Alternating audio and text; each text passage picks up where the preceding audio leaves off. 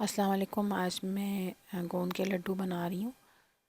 इसकी recipe share करूँगी। अभी इसके इंग्रेडिएंट्स मैं दिखाती हूँ। ये बहुत हेल्दी होते हैं क्योंकि सारी चीज़ें इसमें बहुत अच्छी डली हुई हैं। सारे नट्स होते हैं इसमें। अब मैं इसकी सारा सामान दिखाती हूँ। इसमें ये मैंने मखाने ले लिए थे, गुड़ है, सौंठ, छोटी इलायची का पाउडर, तिल, खसखस, कद्दू के बीज, चार मगज़, अखरोट हैं, पिस्ते, नारियल है, काजू और बादाम। और ये असली घी है, ये असली घी में ही बनाएंगे। और जिस कप में असली घी रखा है इसी कप से मैंने सारी चीज़ें मेजर की हैं।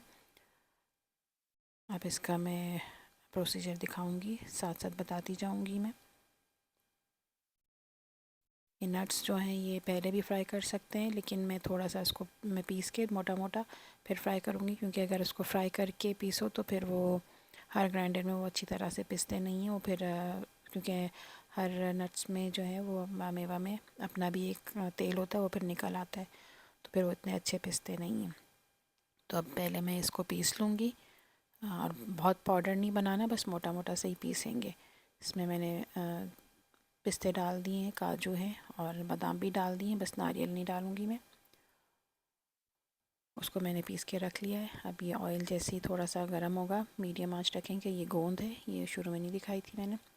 गोंद है, इसको थोड़ा सा दो हिस्सों में करके हम इसको तल लेंगे। जैसे इसमें डालेंगे तो ये फूल जाएगी। और इसको लो मीडियम आंच पे करके भूनना है। बस घी गरम हो, तेज़ गरम ना, वरना ये जल जाएगी। तो बस इस तरह से देखें, ये फूल गई है। और थोड़ी थोड़ी कर कर ही इसको इस तरह से हम फ्राई करेंगे। उसको दो हिस्सों में मैंने करके फ्राई कर लिया था। वो उसमें मैंने दोबारा से असली घी डाला है और इसको मीडियम आंच पे करके मखाने हैं इसको भी इसमें तल लेंगे। तेज़ आंच नहीं करेंगे, बस जिस तरह जैसे गोल्डन इसका कलर आएगा तो इसको निकाल लेंगे। बहुत तेज़ नहीं करेंगे, क्योंकि जब तक ये गर्म रहते हैं तो इसका थोड़ा कलर और डार्क हो जाता है। हल्के से ये क्रिस्पी हो जाए, बस फिर इसको निकाल लेंगे। अब ये गोंद को हाथ से भी मसल सकते हैं। तो मैंने उसमें ग्राइंडर में ही डाल के इसको मैंने थोड़ा सा पीस लिया था। और अब ये मखाने डाल के मैंने पीस लिए। और ये नारियल डाल दें, बस पैन गरम हो, बहुत तेज़ ज़्यादा उसको नहीं करना है, वरना ये नारियल फ़ौरन जलना शुरू हो जाता है। और इसमें मैंने चार मगज़ और कद्दू के बीज भी साथ ही डाल दिए, क्योंकि इसको बहुत ज़्यादा हमें नहीं भूनना है। और इसी में अब मैं खसखस और तिल भी डाल दूँगी। इसकी बिल्कुल हल्की सी आंच मैंने रखी है, क्योंकि इन चीज़ों को बस कलर नहीं देना, हल्का सा इसको रोस्ट करना है। और नारियल के लिए मैंने उसमें तेल नहीं डाला था, घी नहीं डाला था। अब इसमें मैंने थोड़ा सा ये घी डाल के और ये जो बादाम, पिस्ता और अखरोट और जो काजू, ये सारी चीज़ें इसको डाल के इसको हल्का सा फ्राई कर लेंगे घी में।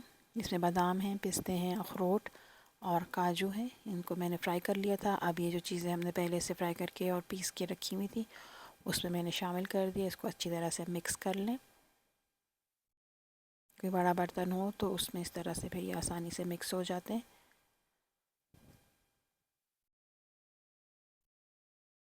अच्छी तरह से इसको मिक्स करें ताकि सारी चीज़ें ब्लेंड हो जाए अच्छी तरह से।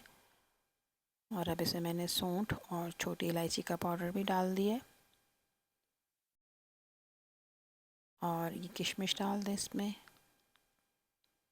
अब जो ये घी रह गया था इसमें मैं पैन में डाल के इसको और गुड़ को पिघला लेंगे। इन सब चीज़ों की एग्जैक्ट मेजरमेंट मैं डिस्क्रिप्शन बॉक्स में लिख दूँगी, कितना गुड़ और कितना पानी इसमें डलेगा। तो ये बिल्कुल परफेक्ट मेजरमेंट थी इसकी। तो बस अब इसको लो मीडियम आंच पे करके इसको हम पिघला लेंगे।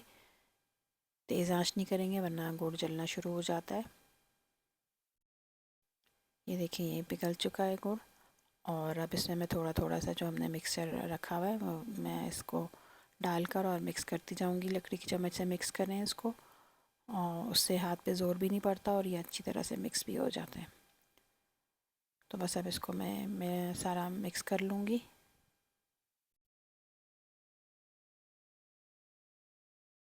अब इसको उसके बाद मिक्स करने के बाद 5 मिनट के लिए इसको छोड़ दें, क्योंकि बहुत गर्म होता है, तो वरना हाथ जल जाएंगे अगर फ़ौरन बनाए। लेकिन ये बनेंगे गरम गरम में ही। अगर इसको ठंडा करने के लिए छोड़ दिया तो फिर ये बिल्कुल नहीं बनेंगे। खाए तो जा सकता है, वैसे भी चम्मच से खा लें, लेकिन अगर लड्डू बनाने हैं तो बस सिर्फ 3 से 5 मिनट के लिए, इसको 3 मिनट बल्कि, उसको छोड़ दें और फिर इसके लड्डू बना लें। क्योंकि ये अगर ठंडे हो जाएंगे तो फिर नहीं बनेंगे लड्डू इसके। तो इस तरह से इसके हम लड्डू बना लेंगे।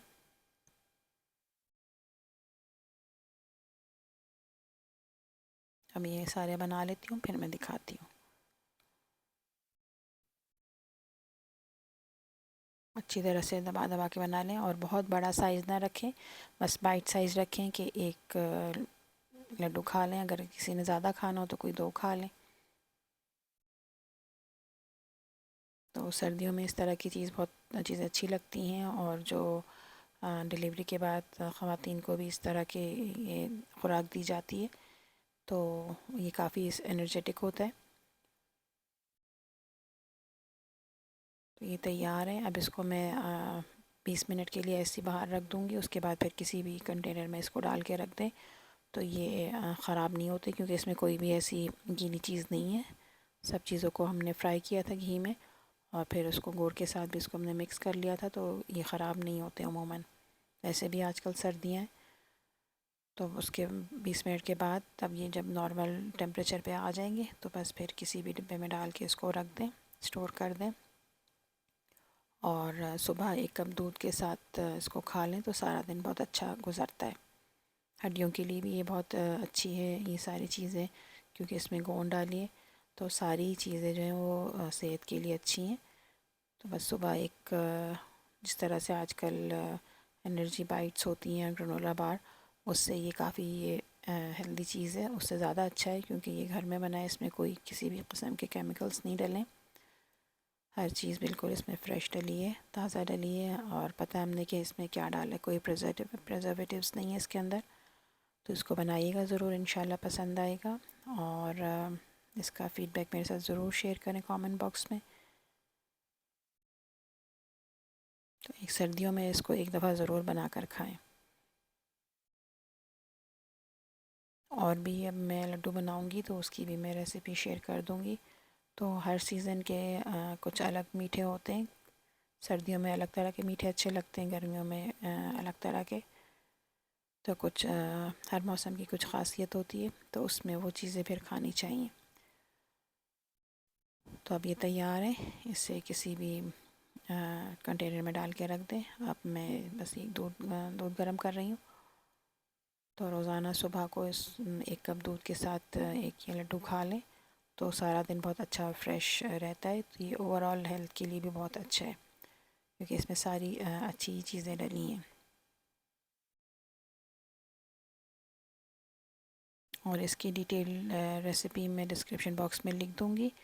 जितने मैंने उसमें इंग्रेडिएंट्स बताऊँगी उसी रेशो के हिसाब से बनाएं, तो ये बिल्कुल सही बनेंगे। और बाज़ औक़ात हर किसी से लड्डू नहीं भी बनते हैं, तो अगर ना भी वो जुड़ पाए तो उसको चम्मच से खा लें, क्योंकि उसमें ताकत तो वही मिलेगी। और ये खाने में बहुत मज़े के थे। जिस तरह से अगर किसी ने मलीदा खाया हो तो उसका इसमें फ्लेवर आता है।